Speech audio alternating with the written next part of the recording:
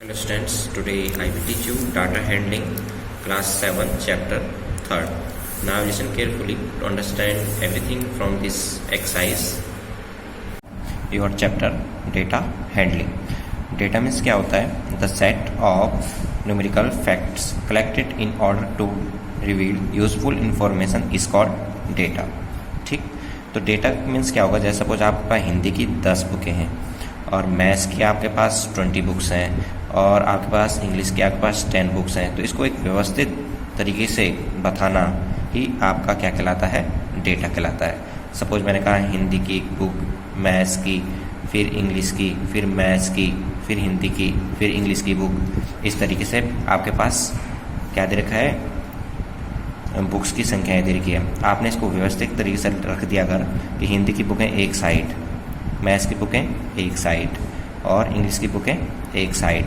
फिर आपने बताया हिंदी की बुकें भाई 10 थी, मैथ्स की बुकें 20 थी भाई, इंग्लिश की बुकें 10 थी। तो इस तरीके से आपने इसको व्यवस्थित तरीके से लिख लिया, उसी को आप क्या कहेंगे? डेटा कहेंगे। Clear students? Now what is frequency? Frequency is a number which tells how many times does a number appear in the given set of data. ठीक, फ्रीक्वेंसी का मतलब अगर सपोज आपके पास यहाँ पर एक नंबर्स दिए हुए हैं तो हम ये कह सकते हैं 10 की फ्रीक्वेंसी क्या है, यानी कि 10 कितने टाइम है?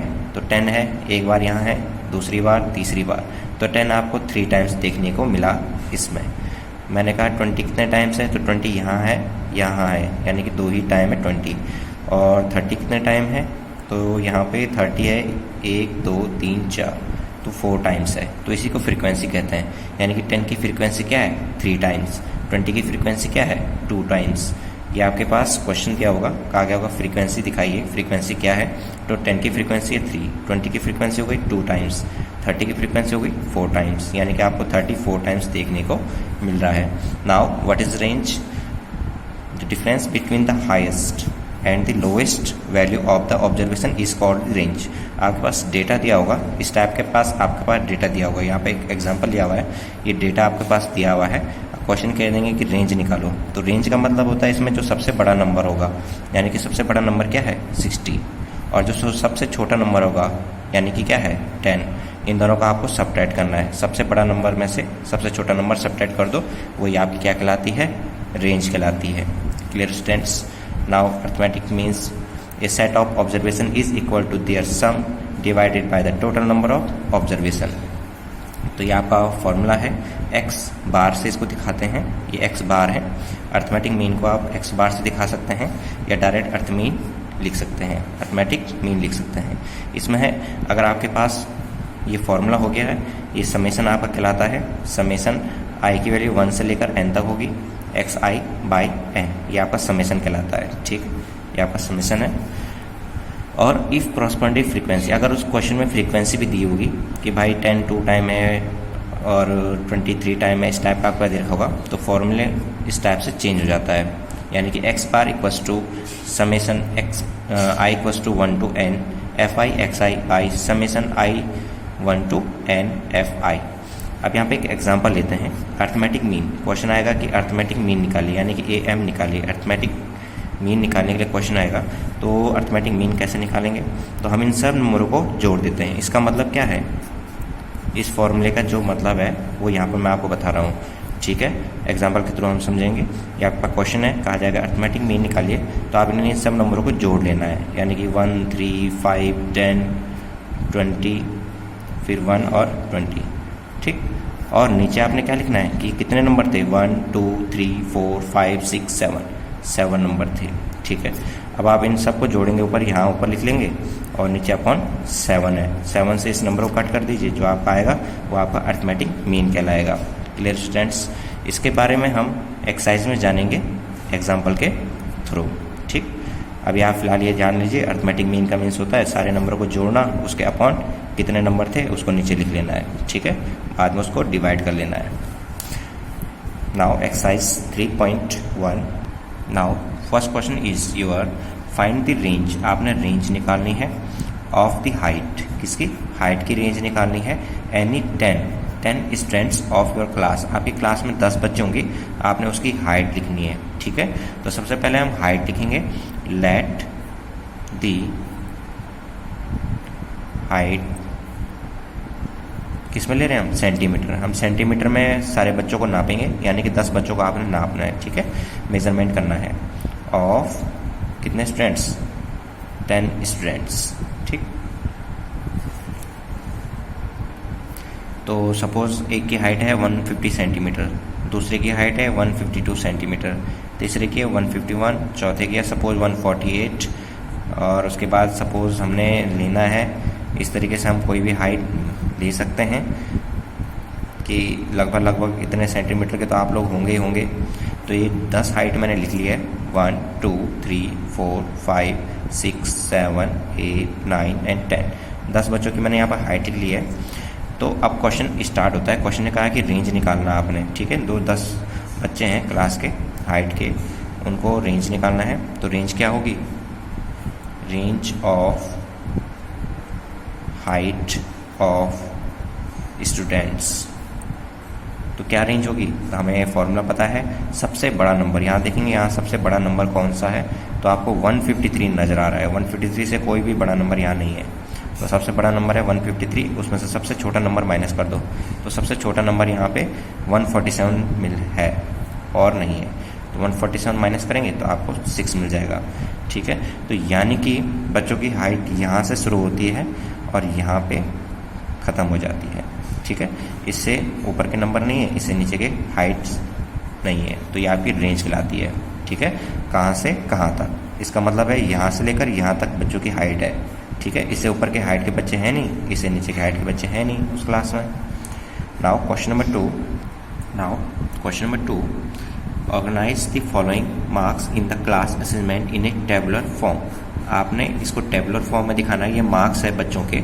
तो 1 नंबर कितने बच्चे लाए, 2 नंबर कितने बच्चे लाए, ये बच्चों के क्या है, कंडीशन दिखा रखी है कि एक के 2 नंबर, दूसरे बच्चे के भी 2 नंबर है, एक बच्चे के 1 नंबर है, एक बच्चे की 9 नंबर है, एक बच्चे की 6 नंबर है, एक बच्चे की 5 नंबर है, एक बच्चे की 8 नंबर है, ठीक है। तो इसको आपने टेबुलर फॉर्म में दिखाना है। तो हम इसे टेबुलर फॉर्म में कैसे दिखाएंगे, नाउ अब देखिए यहाँ पर हमने इस तरह तरीके से हमने क्या बनाना है, टेबल बना दिया। टेबुलर फॉर्म बोला है तो टेबल बनानी है, जहाँ हम एक तरफ ग्रेड लिखेंगे, एक जगह हम डेली मार्क्स लिखेंगे, एक फ्रीक्वेंसी और FI XI निकालेंगे, ठीक है। तो यहाँ पर हम देखेंगे तो यहाँ पे 1 से लेकर नंबर स्टार्ट हो रहे हैं और 9 तक के नंबर हैं, 10 तो है नहीं, तो 1 से लेकर 9 तक के हम नंबर लिख लेंगे। अब हम यहाँ देखते हैं 1 नंबर कितने बच्चे लाए, तो एक ये लाया 1 नंबर, और कोई बच्चा 1 नंबर नहीं लाया, तो एक ही बच्चा लाया 1 नंबर। 2 नंबर कितने बच्चे लाए, एक ये और एक ये 2, तो सिर्फ 2 ही बच्चे लाए 2 नंबर। 3 नंबर कितने बच्चे लाए, तो यहाँ पर आप देखेंगे तो 3 नंबर सिर्फ एक ही बच्चा लाया है, वो ये है, ठीक है। 4 नंबर कितने बच्चे लाए, तो एक ये है और 2 3 बच्चे लेके आए। इसी प्रकार 5 कितना बच्चे लेके आए वो आप लिख लेंगे यहाँ पे, इस तरीके से हमने लिख लिया। अब हम क्या करेंगे, टेली मार्क। तो टेली मार्क किसका निकलता है, हमेशा FI का ही टेली मार्क निकलता है। 1 मीन्स 1, 2 मीन्स 2 स्टिक्स से दिखाएंगे, फिर 1 मीन्स 1 स्टिक, 3 मीन्स 3 स्टिक्स, और 5 मीन्स 5 स्टिक्स, 1 2 3 4 एंड 5, ठीक है। इस तरीके से दिखाते हैं हम 5 को। फिर 4 1 2 3 4, फिर 2 1 2, 1 को हम सिर्फ 1 और 1 को सिर्फ 1 से, ठीक है। तो देखिए अगर हमने 6 को दिखाना है टेली मार्क में, तो 6 को कैसे दिखाएंगे, 1 2 3 4 5 एंड 1 6। 5 का हम एक ग्रुप बनाते हैं, ठीक है। जैसे मैंने 10 बताना है तो 10 कैसे बताएंगे, 1 2 3 4 एंड एक 5, 6 7 8 9 एंड 1 10, ठीक है। 5 5 10 इस तरीके से हम दिखाते हैं। 5 5 का हम क्या बनाते हैं, ग्रुप बनाते हैं। Okay students, now FI XI निकालेंगे, यानी कि FI और XI को इंटू करना है। FI यहाँ दे रखे हैं और XI आपको यहाँ दे रखे हैं। तो 1 को 1 से इंटू करने पे 1 आएगा, फिर 2 को 2 से इंटू करने पे 4 आएगा, फिर 3 को 1 से 3 आएगा, फिर 4 को 3 से करेंगे तो 12 हो जाएगा, ठीक। और फिर 5 से 5 को करेंगे तो 25 आ जाएगा। तो इस प्रकार से हम कर लेंगे। अब देखिए FI, अगर हम इन सब FI को जोड़ते हैं, इन सब नंबर को जोड़ते हैं, 1 2 1 ये सब जोड़ते हैं, तो इसको कहते हैं summation FI। Summation F I का मतलब है कि सारे एफ आई को हम क्या कर रहे हैं, जोड़ रहे हैं। तो इन सारे एफ आई को हम जोड़ेंगे तो आपका आएगा 20, ठीक है। और समेसन एफ आई एक्स आई का मतलब है जितने भी एफ आई एक्स आई है उन सबको हम जोड़ रहे हैं। ये सारे एफ आई एक्स आई निकाले हुए हैं आपने, तो समेसन का मतलब है इन सबको हम जोड़ रहे हैं, तो इन सबको जोड़ेंगे तो आपका आएगा 100, ठीक है स्टूडेंट्स। नाउ क्वेश्चन क्या पूछा हुआ है इसमें, हम सेकंड में हमें, तो यहाँ पे मैंने आपकी जो सेकंड क्वेश्चन था उसके मैंने क्वेश्चन पूछे गए थे, उसको मैंने यहाँ लिख लिया है। अब आपके पूछा गया है which number is the highest, सबसे ज़्यादा नंबर कौन लाया है। तो ये आपके मार्क्स हैं, ग्रेड्स यानी कि मार्क्स लिखे हुए हैं, 1 मार्क्स 2 मार्क्स। तो सबसे ज़्यादा नंबर कौन लाया है, जिसकी 9 नंबर आए, ठीक है। तो सबसे ज़्यादा 9 है, हाईएस्ट मार्क्स, ठीक है। सबसे हाईएस्ट मार्क्स 9 आई। और सबसे कम मार्क्स किसकी आई, 1 भी तो आए एक बच्चे की क्या आई, 1 आई। तो सबसे कम मार्क्स उसी बच्चे की भी है, यानी कि 1 मार्क्स। और what is the range of the data की रेंज क्या होगी। तो डेटा की रेंज किसे कहते हैं हम, सबसे ज़्यादा में से सबसे छोटे नंबर को क्या कर दो, माइनस। तो इसका आंसर होगा 8, ठीक। अब पूछा हुआ कि अर्थमेटिक मीन करना है, तो इसीलिए हमने ये फ्रीक्वेंसी में एफ आई एक्स आई और एफ आई निकाला है, क्योंकि आपको मैंने फॉर्मूला बताया है अर्थमेटिक मीन निकालने का। जो फॉर्मूला है यानी कि ए एम निकालने, arithmetic mean means A M निकालने का फॉर्मूला है sigma F I X I by sigma F I, ये आपका फॉर्मूला। तो सिग्मा एफ आई कितना है आपका, सिग्मा एफ आई आपका 100 आया, तो यहाँ 100 लिख देंगे। सिग्मा एफ आई कितना है आपका, ये है 20, तो यहाँ हम 20 रख देंगे। 2 से ये कट, 2 1 जा 2, 2 5 जा 10, आंसर आ रहा है 5। आई hope you understand this.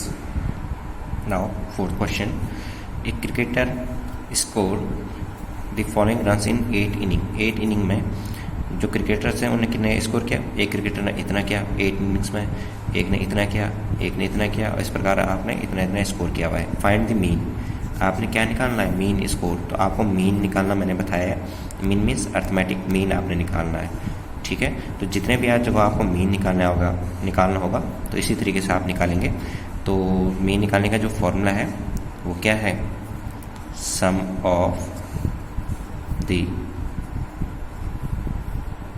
Total observation upon number of observation.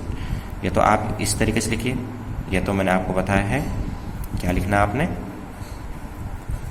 Summation i1 to n xi by n। ये तो आपने इस तरीके से लिखना है, ये तो आप इस तरीके से इसको लिख सकते हैं, दोनों का मतलब एक ही है, ठीक। तो यहाँ आपने क्या कर देना है, जितना भी यहाँ पे आपको नंबर दे रखा उन सबको जोड़ दीजिए, यानी कि 58 76 40 35 46 45 0 और 100, इन सबको जोड़ दीजिए। और नीचे आप क्या लिखेंगे, कितने हैं, 1 2 3 4 5 6 7 8, ठीक। अब आपने क्या करना है, इन सब नंबरों को जोड़ेंगे तो आपको कितना मिलेगा, 400, ठीक है। 400 आ गया, नीचे आपका 8 है, 8 से 400 को अगर आप कट करोगे तो आपका आंसर आएगा 50, तो आपका मीन क्या आएगा, 50 आ जाएगा, ठीक है स्टूडेंट्स। मीन मीन्स होता है इन सब का सेंटर पॉइंट, इन सब नंबरों का सेंटर पॉइंट को ही मीन कहा जाता है। तो ये आपका 50 आया, इन सब का ये क्या है, सेंटर पॉइंट है, इन सब नंबरों का ही सेंटर पॉइंट है 50, ठीक है students. Fifth question, following tables show the points of each player score in 4 games. 4 game हुए, 1 2 3 एंड 4 गेम्स हुए। तो प्लेयर ए ने फर्स्ट गेम में 14 स्कोर किया, सेकंड गेम में 16, थर्ड गेम में 10 एंड फोर्थ गेम में 10। बी प्लेयर ने भी एक बार 0 8 6 एंड 4। सी प्लेयर ने भी एक बार 8 स्कोर किया, फिर 11 किया, फिर प्ले नहीं किया और फोर्थ में 13 स्कोर किया। नाउ यहाँ पर क्वेश्चन आपको किए गए हैं। फर्स्ट क्वेश्चन मैंने यहाँ पर लिखा हुआ है फाइंड द मीन, आपने मीन निकालना है, ठीक है। टू डिटरमाइन एज, किसका मीन निकालना है, A's average number of point score per game, ठीक। तो आपने एज का क्या निकालना है, मीन। तो ये एज का आपने मीन निकालना है, यानी कि ये और ये नंबर जोड़ने हैं, अपॉन क्या करना है, कितने गेम हुए, 1 2 3 4 गेम हुए, ठीक। तो ये आपको पूछा गया है। तो यहाँ पे लिखेंगे A's mean equals to sum of the observation, आप लिख देंगे upon total number of observation. Now यहाँ पर आप 14 16 10 एंड 10 को ऐड कर देंगे अपॉन आपके कितने गेम में 4। इसको सॉल्व करेंगे तो आपका आएगा 50। नीचे आपका 4 है, कट कर दीजिए, आपका आएगा 12.5। Clear students? आप समझ गए होंगे 50 कहाँ से आया। इन सबको जोड़ा तो 50 आया, नीचे आपका 4 था, 4 से इसको कट किया तो 12.5। Second part, you have to find the mean number of point per game for C का आपको मीन निकालना है। आपको यहाँ पूछा हुआ है कि would you divide the total point by 3, आप 3 से डिवाइड करोगे या 4 से डिवाइड करोगे। जैसे हमने जब ए का मीन निकाला था, हमने किससे डिवाइड किया? 4 से, क्योंकि यहाँ पर कितने थे? 4 थे। पर यहाँ पर आपको जब सी देखने को मिलेगा तो सी में तो उसने 1 गेम, 2 गेम, 3 ही गेम खेले, चौथा गेम तो खेला ही नहीं उसने। ठीक है, तो हम यहाँ पे 3 से डिवाइड करेंगे 4 से, सी का मीन निकालने के लिए। ठीक है, तो हम क्या करेंगे? 4 से ही डिवाइड करेंगे, क्योंकि हम सारे बच्चों का सेम क्या करेंगे? कंपेयर करेंगे। अब वो गेम खेला नहीं खेले उससे हमें मतलब नहीं है। हम यहाँ पर देखेंगे कि भाई उसने 4 गेम हुए सब बच्चों के बीच, तो हम उसका टोटल निकाल के देखेंगे किस बच्चे का परफॉर्मेंस अच्छा था। ठीक है, तो इस बच्चे का भी हम जो सी बच्चा होगा, प्लेयर होगा, उसका भी क्या होगा? चारों के 4 पॉइंट देख के हम डिसाइड करेंगे कि उसने अच्छा प्ले किया कि नहीं किया। ठीक है, तो हम यहाँ पे 1, 2, 3 एंड 4 को लेंगे, यानी कि 4 से ही डिवाइड करेंगे। ओके स्टूडेंट्स, यहाँ पर लिखेंगे C's mean equals to sum of the observation upon total number of observation. तो यहाँ पे आपका कितना रहा है? 0, 8, 11 और उसने यहाँ पर प्ले नहीं किया, तो यानी कि 0 स्कोर मिलेगा उसको। और यहाँ पे 13 और अपॉन 1, 2, 3 एंड 4 इसको सॉल्व करेंगे, तो इन सबको जोड़ेंगे तो आपका 32 आएगा। नीचे आपका 4 है, इसे डिवाइड करिए, आपका आएगा 8। ठीक है, नाउ इसमें आपको दिखाना है कि y भी पूछा हुआ है, क्यों आप 4 को ले रहे हैं अपॉन में। तो हम 4 को अपॉन में इसलिए ले रहे हैं since we are comparing the performance.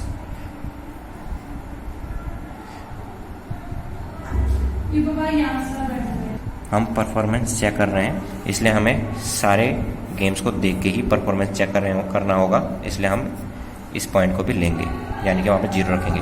ठीक है, so we divide by 4 to find the mean of C's. ठीक है स्टूडेंट्स, नाउ इसमें थर्ड पार्ट पूछा हुआ है आपके पास क्वेश्चन नंबर 5 में, B played in all the 4 games. जो बी ने 4 गेम्स खेला है, 1, 2, 3 एंड 4 गेम्स खेला है, तो उसमें how would you find the mean, आप मीन कैसे निकालोगे। तो ये क्वेश्चन किया गया कि आप मीन कैसे निकालोगे। तो हम मीन कैसे निकालेंगे? यूजिंग मीन इक्वल्स टू, क्या फॉर्मूला था? Sum of the observation upon total number of observation. ठीक, इस तरीके से हम निकालेंगे। तो यहाँ पर तो कहा हमने आंसर दे लिया है, अब बोला हुआ है कि B played in all the 4 games, तो इसका मीन भी आपको निकाल कर दिखाना होगा। तो बी का मीन कैसे निकालेंगे? इन सब नंबर को जोड़ेंगे, 0, 8, 6 एंड 4, 0, 8, 6 एंड 4 को जोड़ेंगे अपॉन कितने थे ये? 1, 2, 3, 4 अपॉन 4, इसको सम करेंगे तो आपका आएगा 4.5। नाउ नेक्स्ट पार्ट लिखा हुआ है, who is the best performer, सबसे अच्छा परफॉर्मर कौन था? ए था, बी था, सी था। तो ए का भी हमने निकाल कर रखा हुआ है, बी का भी निकाल कर रखा हुआ है, सी का भी। बी ने कितना किया? 4.5 और ए ने कितना किया था?